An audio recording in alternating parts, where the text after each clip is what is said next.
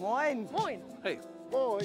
Moin. Moin. Moin. Moin. Welcome to the first leg of our Meet the Germans road trip. And as you might have guessed from those greetings right there, we're up north. According to the Happiness Atlas, this is where many of the happiest Germans live. That doesn't necessarily mean that you'll feel the happiness oozing out of them. The Northerners are known for their cool approach and for being people of few words. Moin doesn't actually mean morning. It's thought to come from the Low German for good, and it can be used as a greeting at any time of day. You might also hear moin moin, but in some areas that's thought to be over the top.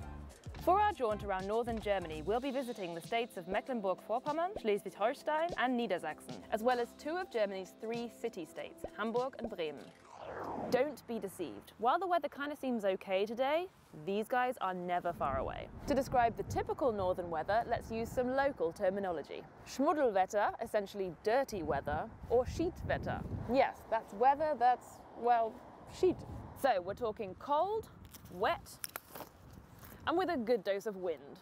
And what does the north of Germany actually look like? Well, it's pretty flat and pretty green. There's more than 1,500 kilometers of coastline as well as many islands.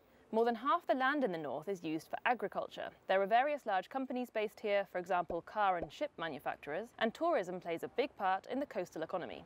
The northeastern state of Mecklenburg-Vorpommern is the least densely populated state in Germany, with just 69 people per square kilometre. But what it lacks in people, it makes up for in lakes. In fact, it boasts Europe's largest landlocked lake district.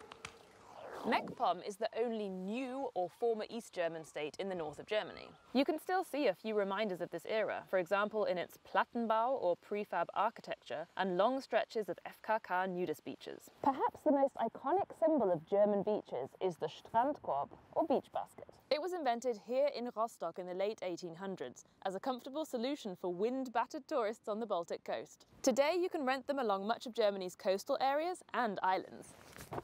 Talking of islands, I honestly had no idea that Germany had any islands until I moved here, which is pretty embarrassing considering it has more than 40 of them.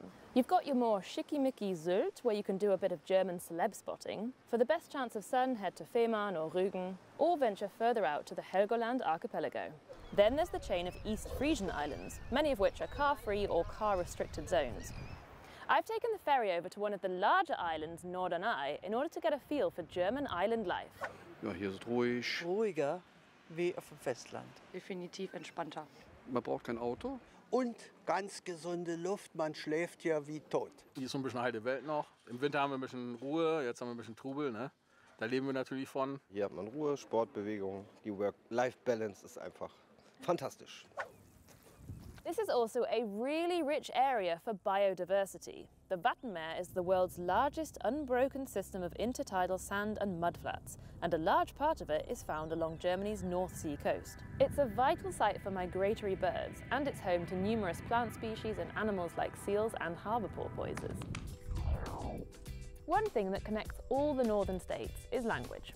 Low German, known as Plattdeutsch or Niederdeutsch, is an officially recognised and protected regional language. It's descended from Old Saxon, and it has many different local dialects, such as Hamburger Platt and Mecklenburgisches Niederdeutsch. While High German has been encroaching steadily since the 1950s, Platt is still widely spoken among the older generation, and efforts have been made to preserve the language, for example with radio shows and lessons in schools. And some young people are also keen to keep their linguistic heritage alive. Moin Leeflu. Moin Leeflu. Moin Leeflu. Ik ben Dieke en vandaag bij de Plattdeutsch Dünnedag. Ja, ik ben Dieke. Ik ben 22 Jahre alt. Ik kom uit Auwok oder uit Südbrockmerland in der Nähe von Auwok und mittlerweile lebe ich hier auf der Insel Norderney. Ich glaube, das Plattdeutsche ist einfach wirklich super natürlich und es wird einfach frei Schnauze geredet und selbst die bösesten Schimpfwörter klingen irgendwie lustig und man nimmt es nicht übel. Es ist halt in der Vergangenheit eben häufig so gewesen, dass ältere Personen ihren Kindern oder ihren Enkeln das nicht mehr beigebracht haben, weil es dann immer hieß, die können dann niemals wirklich Hochdeutsch sprechen oder es gab da immer so ein paar Vorurteile in der Vergangenheit und das kann ich halt total widerlegen. Mir hat das sogar eher noch viel gebracht, weil das auch ähnlich zum Englischen zum Teil ist und dadurch ist mir zum Beispiel das Englischlernen eigentlich relativ leicht gefallen dann in der Schule. Ja, also es ist eben ein Teil von Ostfriesland und auch ein Teil von Norddeutschland. Das ist eben was bewahrt werden muss. Back in the day, Low German was also the Seemannssprache, nautical language, and Hansasprache, Hanseatic or trade language. And that's our cue for a little walk down memory lane. The Hanseatic League was an organisation of merchant guilds, ports and market towns that dominated trade in Northern Europe from the 13th to the 15th century. And it all began here in northern Germany. Hanse was a medieval German word for guild or association, and the Hanseatic League was set up in order to protect mutual trading interests, from tax arrangements to defence against pirates. Lübeck and Schleswig-Holstein had easy access to both the North and Baltic Seas. It was the hub of the Hanseatic League and one of the most important trading posts in northern Europe. Many northern cities like Lübeck, Wismar or Stralsund still wear their Hansestadt or Hanseatic City titles with pride. Have you ever wondered why cars registered in Hamburg have HH number plates? That stands for Hansestadt Hamburg. And here we are in Germany's second largest city. It boasts the third largest harbour in Europe, the largest warehouse district in the world, way more bridges than Venice, and more than 100 swans, a symbol of the city's historical sovereign status. This northern metropolis is also known for its Reeperbahn red light district, its striking Elbphilharmonie concert hall, and fish, fish, fish. Hamburg is also the youngest German state, with an average age of just over 42.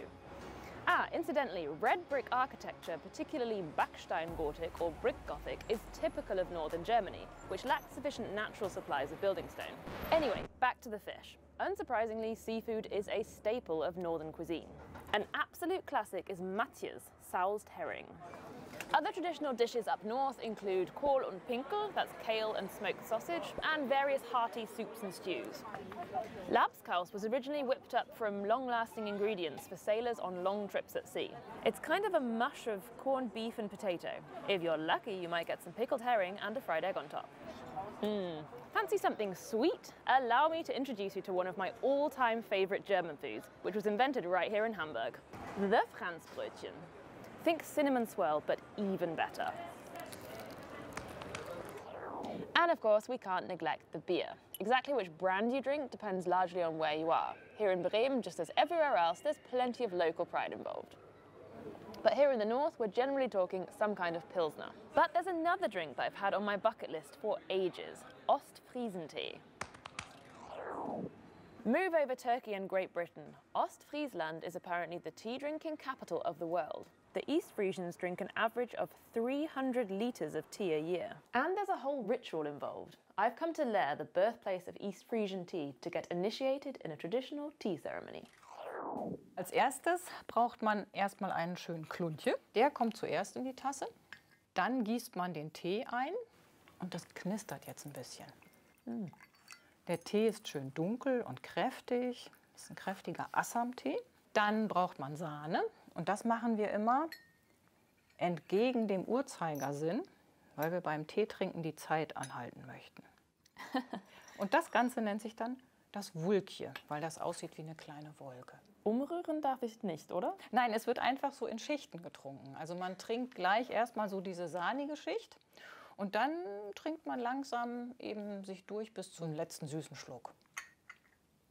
Die Menschen haben ja hier früher sehr viel auch draußen gearbeitet. Es war oft schlechtes Wetter, es war kalt, es war nass. Und da war so eine Teepause sehr willkommen, weil der Tee ist schön heiß. Außerdem wird bei der Zubereitung von Tee ja das Wasser abgekocht. Und das war sehr gut, weil das Wasser war oft sehr keimhaltig hier in Ostfriesland. Die Leute wurden krank, wenn die das Wasser so nicht abgekocht getrunken haben. Als Ostfriese wächst man da einfach rein und man weiß eigentlich gar nicht, wie man anders Tee trinken kann. Don't be surprised if your host tops you up immediately. Apparently it's commonplace to drink at least 3 cups. Then you show that you've had your fill by placing your teaspoon in your cup. Please leave your top tips for Northern Germany in the comments, and I'll see you soon as the Meet the Germans road trip continues.